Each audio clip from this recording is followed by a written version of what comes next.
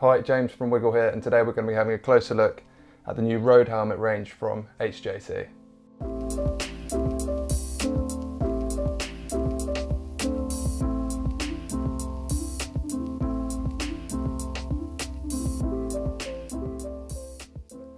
So you may not recognise the brand for making cycling helmets, as they've only been doing so for a few years, but HJC are actually the largest manufacturer of helmets in the world, and they've been well renowned for making helmets for over 45 years, mainly focusing on motorcycles.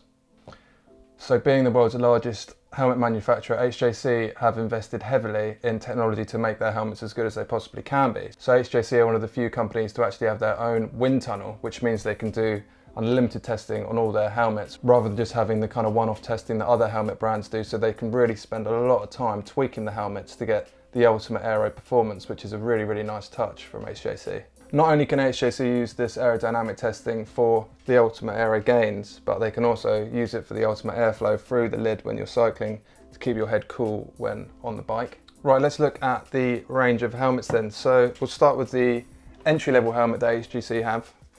And this is the Atara helmet, and even though this comes in at quite a respectable price point, it's actually still packed with some really nice features that you'd probably see in some more expensive helmets. So like with many high-end helmets these days, it comes with an in-mold construction, which basically means that the outer shell plastic is molded in with the EPS foam on the inside, and that actually does a few things. So the first thing it does is it actually creates a stronger shell, as the glue that harnesses it all together makes a stronger outer shell from the plastic, which means that you get better impact protection. But at the same time, it means that you'll have a much closer fitting helmet to your head, which kind of eliminates the bulbous helmet look. And even on this entry helmet, HJC have wind tunnel tested it and made it aerodynamic as possible, even at this entry level price point, which is really nice to see. So this helmet's actually got really great airflow, as you can quite quickly tell for it. So it's got these three big main air intakes at the front here, and then if you look through the inside, it's got the channels that run the air through the helmet over the top of your head, and then the big exhaust with the two main exhaust holes at the back here and a few on the top to just get rid of the hot air out the back of your head when you're cycling. So this is going to be a really good helmet to use on those hotter days out on the bike. So the Atara comes with plenty of adjustment options to make it fit a whole different array of head shapes and sizes, which is a really nice touch. So the helmet comes in a small, medium and large size, which is fairly obvious, but it also comes with a nice cradle adjustment ladder system here, where you can simply just pull it up and down and it changes the level of the cradle hug that you have just sitting on the back of your head. So being able to micro adjust this, the setting here on the back of the helmet will give you that really nice snug fit when out on the bike. So as well as the cradle adjustment on the back here, if you're needing to micro adjust the helmet even more and you're just kind of in between two sizes, you can micro adjust the helmet with these two snap-in points on the side here, which then kind of increase or decrease the size of the helmet just by about a centimetre either way, which is again going to get you that really precision fit, which is really nice. And then almost like with every other helmet on the market, you've got the classic rear dial on the back here, just to open and close the whole cage inside the helmet to give you that snug fit on your head. Although HJC have come up with a really innovative bit of tech regarding this part of the helmet in some of their upper end helmets that we'll have a look at later on. Okay, now it's time to get the old trusty kitchen scales out again and see how much the entry level helmet from HJC comes out at. So that's come out at just a tad over 200 grams, which is a pretty respectable weight for such a decent price point helmet. And lastly, on the Atara, the padding inside the helmet is fairly minimal. So it comes with two strips here to relieve the pressure off the top of your head. But another really nice feature that it comes with this big brow pad. So as well as being really supportive and comfortable, it sucks up all the sweat dribbling off your forehead so you don't get sweat in your eyes mid-ride. So in a nutshell, that's the entry level Atara. So now let's look at the next tier up in HJC's line, which is the Valeco. So the Valeco has a lot of the same technology as the Atara does, but there's a few differences worth mentioning. So it still has the same in-mold construction. So again, the helmet has been wind tunnel tested to get the best aero gains possible. It has a similar air intake structure on the front here, so three big main vents with a few smaller ones on the side.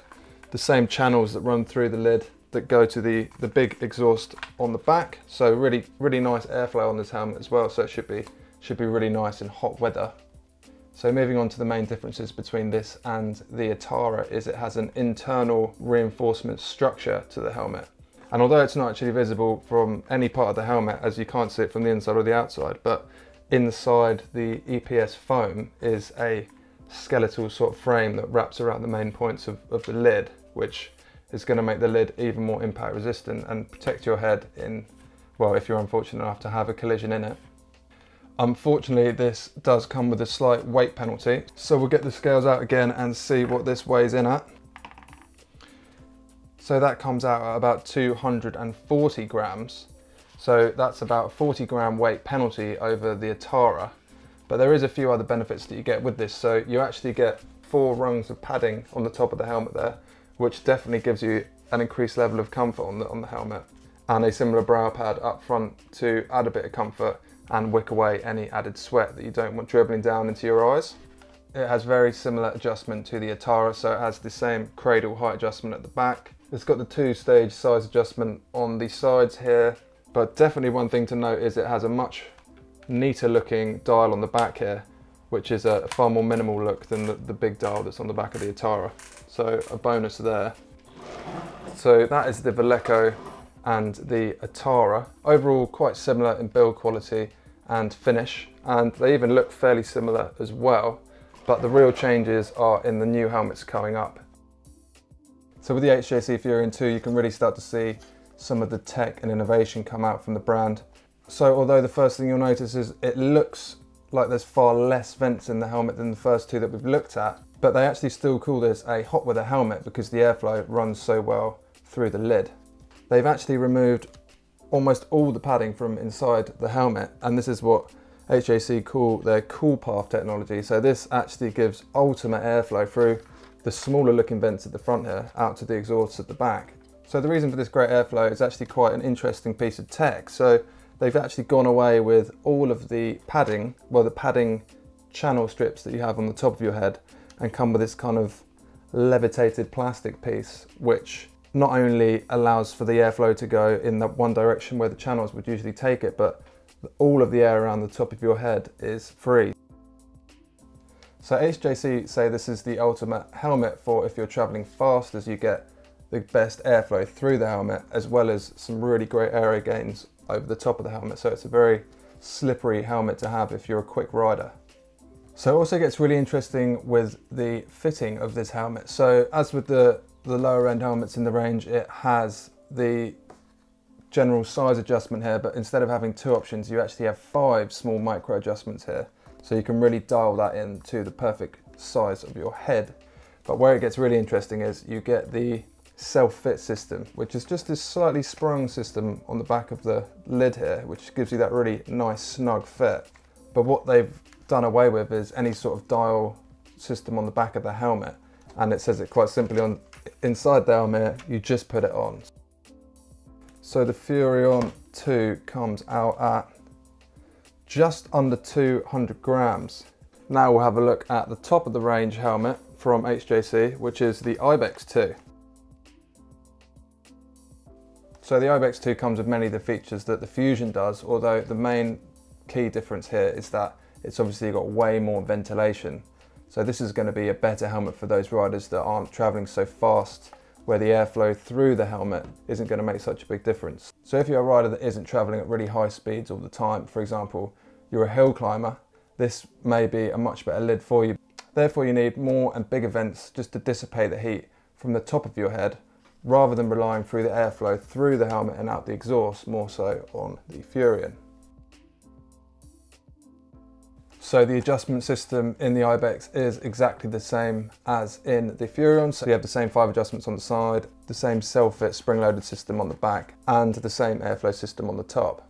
Let's get the kitchen scales out and see how much the Ibex comes out at. So in the size medium, just about 225 grams. For all the tech in that helmet, that is pretty good going. And just a fraction more than what the Furion came out at. So just a tad heavier there. It's really nice seeing the world's largest helmet manufacturer making road cycling helmets, as we could see some really big innovation as we've already seen in some of the helmets here. Which helmet can you see yourself riding in? Let us know in the comments below. Thanks for watching, and I'll see you next time.